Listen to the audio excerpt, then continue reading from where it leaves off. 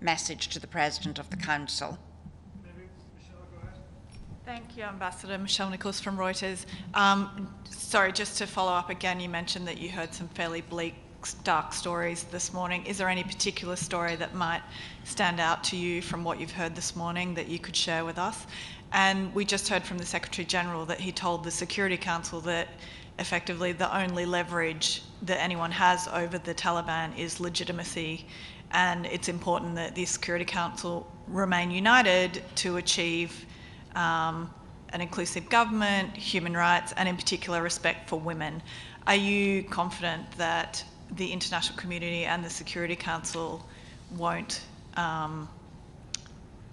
will stay united, particularly on women's rights?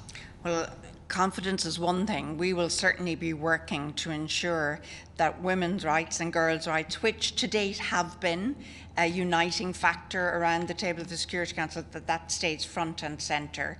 For us, it's, as I said earlier, it's non-negotiable. This isn't a nice to have. Women's fundamental rights, their freedom to movement, their freedom to healthcare, reproductive rights, their freedom to education, fundamental human rights issues for us. Afghanistan is a member of the UN, has all of the obligations that membership brings with it. So respecting those rights is for us part of respecting your membership of the UN. In terms of the stories specifically, I have to say, you could not pick out one story that tells you what the bleak situation is.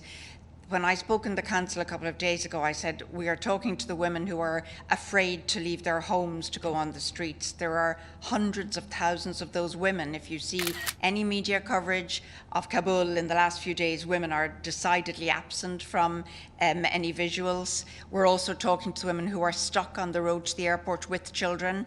We've seen horrific scenes. We have credible reports of sexual and gender-based violence being committed against women, not just in Kabul, but across Afghanistan.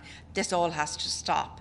And this is linked very much to the question of the legitimacy of any government. For me, inclusivity means respecting the rights of women and girls. There's no inclusivity that doesn't do that, and that's part of legitimacy as far as we're concerned.